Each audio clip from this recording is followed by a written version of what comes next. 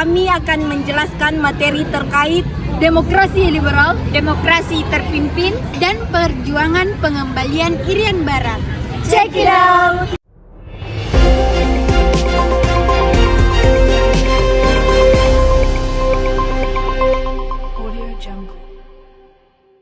Selamat sore, saya Marsha Aulia Syam dan saya Nur Atifah Rahmah. Kami dari Filosofi News. Nah, pada sore hari ini kami akan membahas tentang materi demokrasi terpimpin.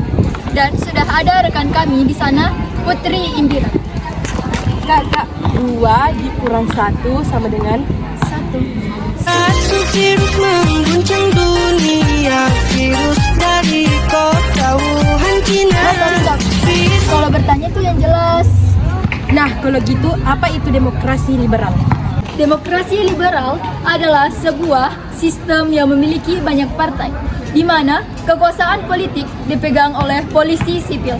Nah, kekuasaan negara berada pada tangan Perdana Menteri dan Presiden hanya simbol negara saja dan tidak berwenang untuk menjalankan roda kepemimpinan. Ciri-cirinya yaitu sering terjadi pergantian kabinet karena adanya kepentingan partai-partai yang ada. Nah, di mana ada 7 kali pergantian kabinet. Yang pertama yaitu kabinet Natsir, yang kedua yaitu kabinet Sukiman, dan yang ketiga yaitu kabinet Wilopo, dan yang keempat kabinet Ali Sestrowijoyo I. Yang kelima Bombastic side eye, criminal offensive side eye. adalah kabinet Burhanuddin Harahap, dan keenam kabinet Ali Sestrowijoyo II, ketujuh kabinet Juanda. Adapun dampak dari pergantian kabinet ini adalah tidak terlaksananya proker dengan baik, pergolakan terjadi di berbagai daerah, dan kepercayaan rakyat kepada pemerintah semakin pudar. Nah, dari ketujuh kabinet itu ada yang membahas tentang pemilu, yang dimana pemilu ini terjadi secara 2 tahap. Pada tahap pertama terjadi pada tanggal 29 September 1955 untuk memilih anggota DPR. Sedangkan tahap kedua terjadi pada tanggal 15 Desember 1955 untuk memilih anggota Dewan Konstitusi.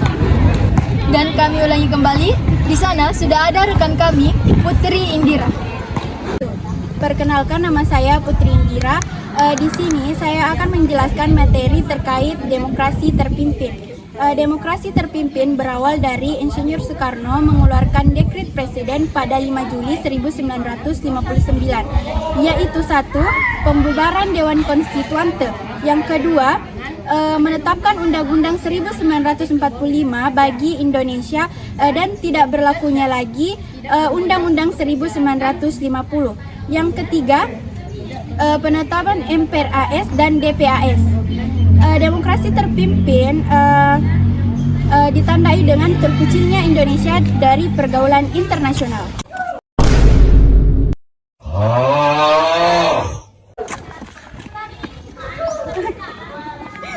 Kak, ada apa, Kak? Ada beberapa hal yang mendorong adanya demokrasi terpimpin. Yang pertama, politik konfrontasi Indonesia dengan Malaysia yang memuncak dengan dikeluarkannya Dwi Kora pada 3 Mei 1964. Adapun isi Dwi Kora yaitu perhebat ketahanan revolusi Indonesia, bantu perjuangan revolusioner rakyat Malaya, Singapura, Sarawak, dan Sabah untuk menghancurkan Malaysia. Yang kedua, penyimpangan politik bebas aktif dengan munculnya NEVO All Devo. NEVO artinya kekuatan baru yang terdiri dari Indonesia, Korea Utara, Vietnam Utara, Rusia, dan RRC. Kemudian All Devo artinya kekuatan lama yang sudah mapan terdiri dari Amerika Serikat, Inggris, Prancis, dan Belanda. Selanjutnya, pada demokrasi terpimpin terjadi konfrontasi Indonesia-Malaysia pada 1963 sampai 1964 yang bermula dari pembentukan Federasi Malaysia, yaitu Malaysia, Singapura, Sarawak, dan Sabah, di mana Indonesia menentang karena menganggap federasi gagasan Inggris. Baiklah, itulah tadi materi terkait demokrasi terpimpin. Kak, tunggu. Masih ada lagi loh tentang demokrasi terpimpin, yaitu pada masa demokrasi terpimpin, Soekarno sangat memperjuangkan untuk mengembalikan Irian Barat ke Indonesia. dengan melalui beberapa tahap. Yang pertama yaitu dengan membentuk diplomasi. Diplomasi ini ada dua. Yang pertama diplomasi bilateral, yaitu kerjasama antar dua negara, yaitu Malaysia dan Indonesia. Selanjutnya yaitu diplomasi multilateral. Diplomasi multilateral itu adalah kerjasama banyak negara yang dibahas dalam sidang PBB. Dan namun diplomasi ini gagal, sehingga mendorong Indonesia untuk melakukan konfrontasi, di mana ada 3 konfrontasi. Yang pertama konfrontasi politik, yang kedua konfrontasi ekonomi, dan yang ketiga yaitu konfrontasi militer. Nah, pada konfrontasi militer ini terjadi atau dikumandangkan Trikora. Adapun isi Trikora yaitu yang pertama, gagalkan pembuatan negara boneka Papua oleh Belanda.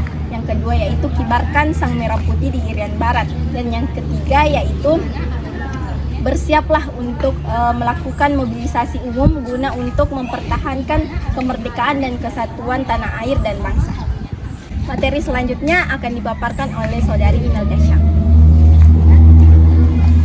Trikora dilaksanakan dengan pembentukan Komando Mandala oleh Soeharto. Komando Mandala merencanakan operasi pembebasan Irian Barat dalam 3 hal, yaitu infiltrasi, eksploitasi, dan konsolidasi. Adapun akhir dari perjuangan mengembalikan Irian Barat yaitu pada tanggal 15 Agustus 1962. Kedua belah pihak menandatangani persetujuan New York Agreement. Berdasarkan persetujuan New York Agreement dan PPRA Indonesia, Irian Barat kembali ke tangan Indonesia. Adapun alasan Belanda menginginkan Irian Barat yaitu 1. Wilayah Irian Barat akan dijadikan sebagai tempat penampungan orang-orang yang pro Belanda yang tidak sanggup hidup dan menetap di negeri Belanda. Yang kedua, wilayah Irian Barat akan dijadikan basis pijakan dan bagi pengembangan agama Katolik. Yang ketiga, potensi ekonomi Irian Barat melimpah baik menyangkut hutan mineral dan laut.